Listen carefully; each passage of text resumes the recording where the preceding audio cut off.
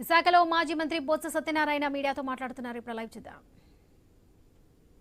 సంతకాలు కోటి పైచిలకే 1,02,00,000 చిలుక సంతకాల ప్రజాభిప్రాయంతో వారికి సమర్పించడం జరిగింది. ఆ తదుపరి రాష్ట్రంలో ఉన్న దానికి సంబంధించిన మంత్రి కానీ లేదు రాష్ట్రంలో ఉన్న ముఖ్యమంత్రి కానీ రాష్ట్రంలో ఉన్న ఉప ముఖ్యమంత్రి కానీ వారు మాట్లాడిన భాష కానీ వారి తీరు కానీ ఒకసారి ఆలోచన చేయమని చెప్పి రాష్ట్ర ప్రజలందరినీ కూడా కోరుతున్నాను మీ ద్వారా.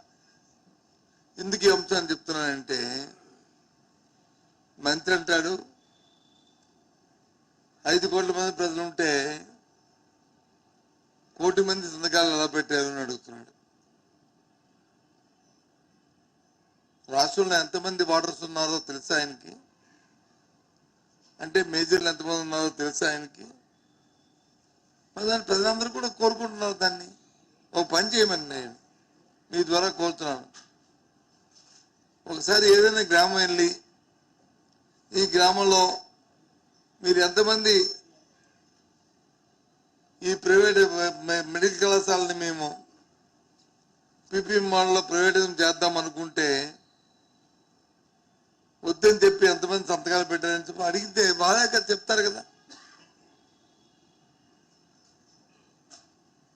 ఎంతమంది పెట్టారండి. లేదు అంటే లేదండి మా ఊర్లోకి వచ్చి పెట్టించలేదండి, అవన్నీ ఎవరో ఇంట్లో కూర్చొని పెట్టించారండి మా ఊరు లేదని చెప్తారు కదా. ఒకసారి క్రాస్ చెక్ చేసుకుంటే ప్రజలతో అభిప్రాయం మీకు తెలుస్తుంది. ఏదో ప్రజాభిప్రాయం చేస్తారు కదా, ఒక సర్వే చేసి చూడండి, ప్రజాభిప్రాయం ఏంటో మీకు తెలుస్తుంది. చిన్న చిన్న మాటలు మాట్లాడి స్థాయిలు దించుకోకండి దయచేసి. సరే మీ విధానం మీది, మా నిర్ణయం మా విధానం మాది, మా నిర్ణయం మాది, మీ నిర్ణయం మీది. ప్రజలే దాన్ని నిర్ణేతలు చెప్తారు.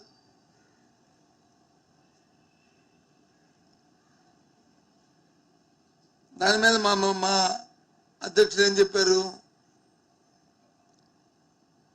ఎవరైనా సరే ఏ ఆశపడో లేదా అవినీతి కోసమో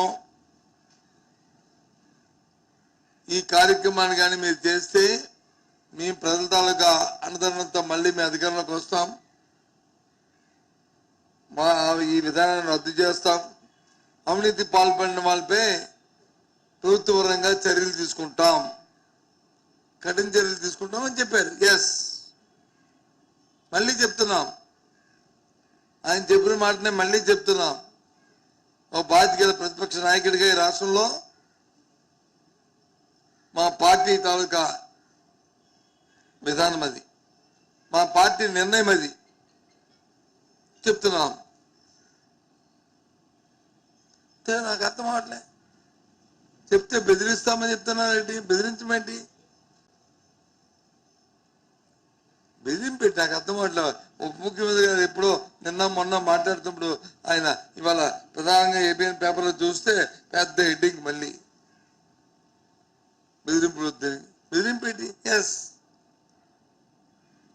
ఎవరైనా సరే అవినీతి దీని విధానంలో అవినీతికి పాల్పడి కార్యక్రమాన్ని ఎవరైతే చేస్తున్నారో, ప్రజా ఆరోగ్యాన్ని మీ స్వలాభం కోసం ఎవరైతే దీన్ని చేయాలని చూస్తున్నారో తప్పకుండా వారి మీద కఠిన చర్యలు మా ప్రభుత్వం తీసుకోవడం జరుగుతుంది అని మళ్ళీ చెప్తున్నాం. దానికి ఏంటి మాట్లాడతారో అర్థం అవట్లే. ముఖ్యమంత్రి ఒక మాట్లాడుతున్నారు, ఉప ముఖ్యమంత్రి సంబంధిత మంత్రి ఒక మాట్లాడుతున్నారు.